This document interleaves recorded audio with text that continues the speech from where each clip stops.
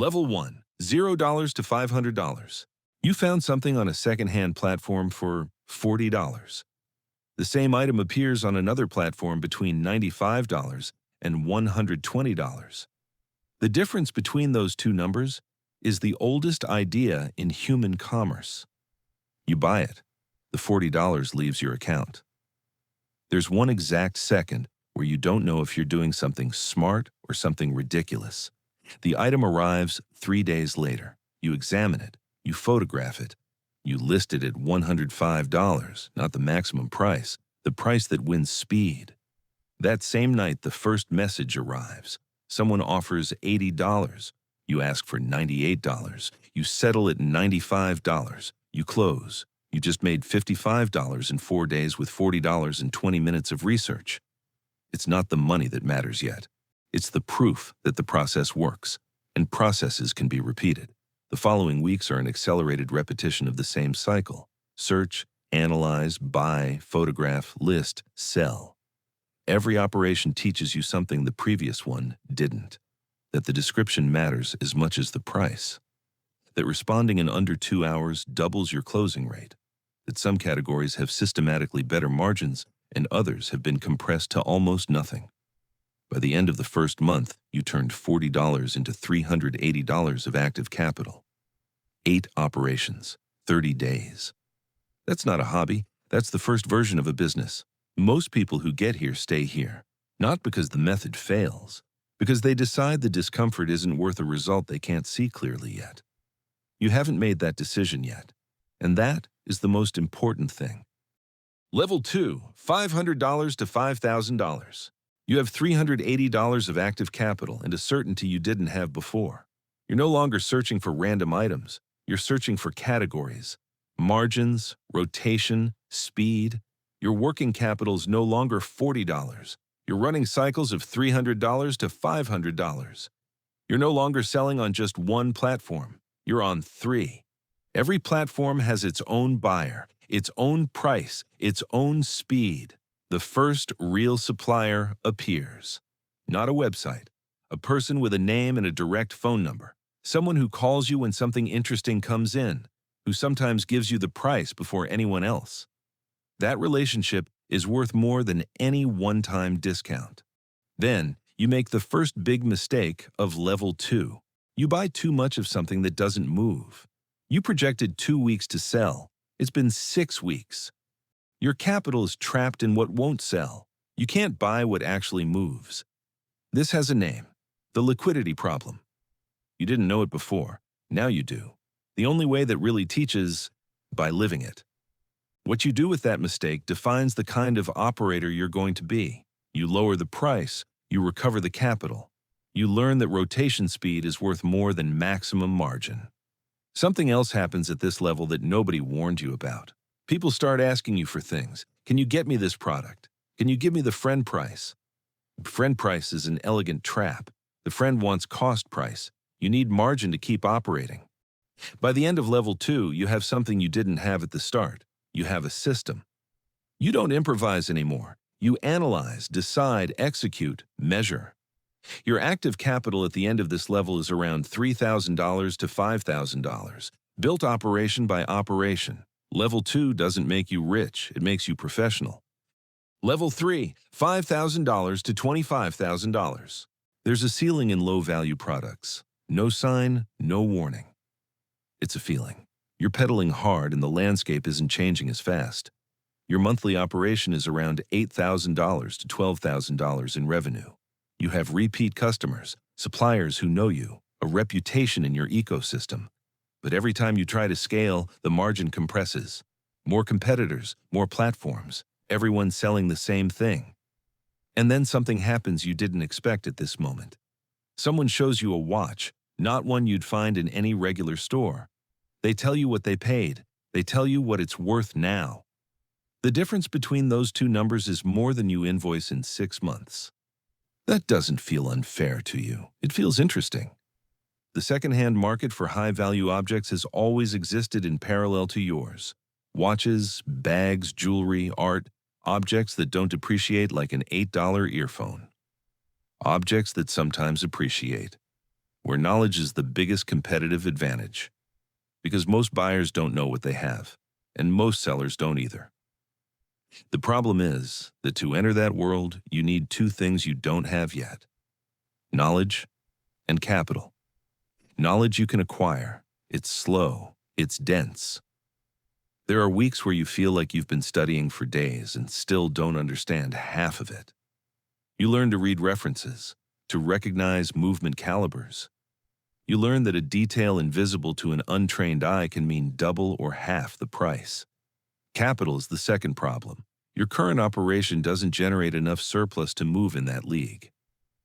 Borrowing to buy a multi-thousand-dollar object you can't yet authenticate with certainty is the most expensive mistake you can make. So you do something very few people do at this exact moment. You slow down. You don't go back. You slow down. You keep running your base operation. Keep generating cash. Keep studying the market you want to enter. That uncomfortable space between what you already master and what you can't touch yet is exactly where long-term operators are built. Level 4, $25,000 to $75,000.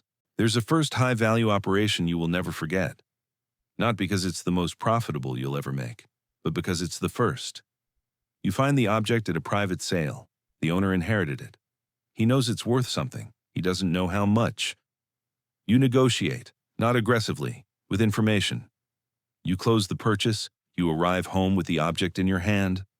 There's a very specific silence in that moment, not the silence of someone with nothing to say. It's the silence of someone processing something that doesn't fit into words yet. 16 days later, you sell the object. The profit is the largest you've made in a single operation since you started. But level 4 doesn't only teach you how to win. It teaches you the two most expensive lessons in this market. The first, authenticity. At some point, you will have in your hands an object that is not what it appears to be. It could be a sophisticated fake. It could be a modified piece hiding a defect. If you're lucky, you discover it before buying. If you're less lucky, you discover it after. The second lesson, the liquidity of the high-value market. A $15 item you can sell in hours. An $8,000 object can take 3 weeks to find the right buyer. And while you wait for that buyer, that money doesn't exist for any other purpose. That completely changes how you calculate the risk of every operation. By the end of level 4, your active capital is around $25,000 to $75,000. You're no longer the one searching for cheap items on generic platforms. You're someone the high-value market is starting to recognize.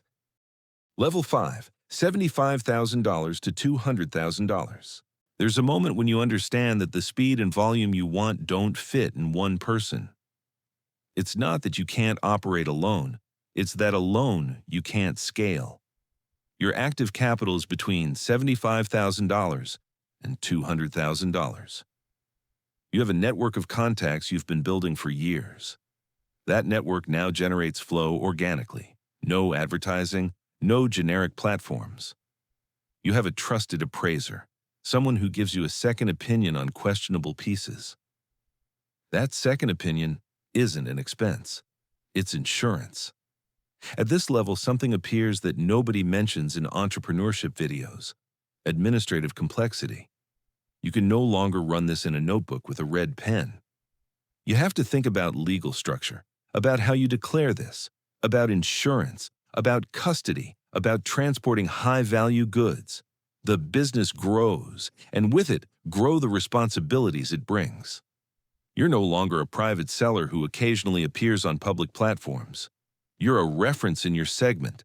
People look for you, and the people who look for you don't always want to buy from you. Many want to collaborate. Most collaborations that get proposed don't go anywhere. Not because people are bad, but because most underestimate what it costs to build what you already built. And that, even though you won't say it out loud, is a very clear way of measuring how far you've come. By the end of level 5, you have something that can't be bought and can't be copied quickly. Network, reputation, structure. Those 3 assets together are worth more than any item on your table. Level 6, $200,000 to $1 million. There are operations that don't exist on any public platform, not because they are illegal, because they are discrete. Your active capital exceeds $200,000. A single transaction can represent more money than you moved in your first 2 years combined.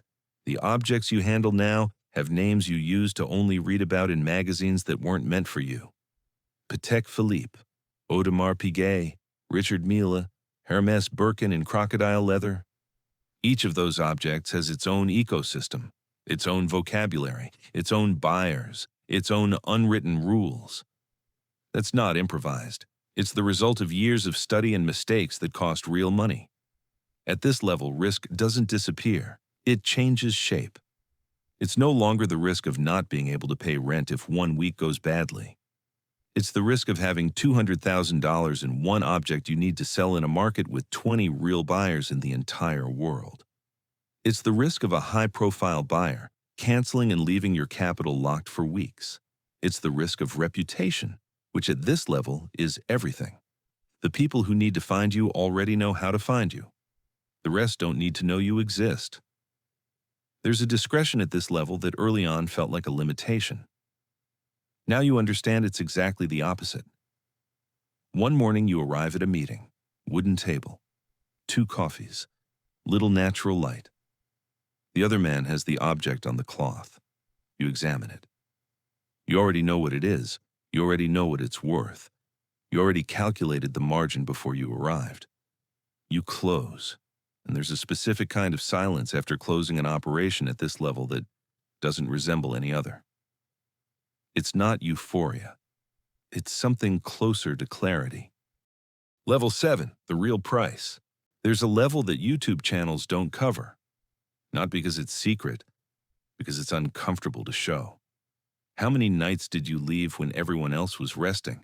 How many conversations did you cut short because there was an operation that couldn't wait? How many people who wanted to be with you learned to love you in the free time your business left them? That calculation doesn't appear on any financial statement, but it's real. And at this level, you have to look at it directly. The highest level of this business isn't measured by the size of the operation. It's measured by the ability to look at that complete calculation and make a conscious decision about it. Some decide yes, that the price was worth what it cost, that they built something that represents them and lasts, that the freedom they have now justifies every sacrifice with interest. Others arrive at this point and see things differently. They see what left while they were busy building. People who moved on, versions of themselves left in a closed drawer. That's not failure, that's honesty. And honesty at this level requires a kind of courage the market doesn't teach you. Every item you bought was a decision made under uncertainty. Every negotiation you closed was a bet that the other person would follow through. You got here making imperfect decisions with the information available at the right moment. That's not luck, that's judgment. And judgment can't be bought, it's built. The buying and selling market doesn't teach content, it teaches consequences. And consequences are the best teacher that exists. The only problem is that the bill always arrives before the diploma. But if you make it to the other side, and there are people who do, what you have isn't just money. It's a relationship with risk, with negotiation, with uncertainty that most people you know will never develop. That's worth more than any object on any table. And that, unlike the object, nobody can take from you.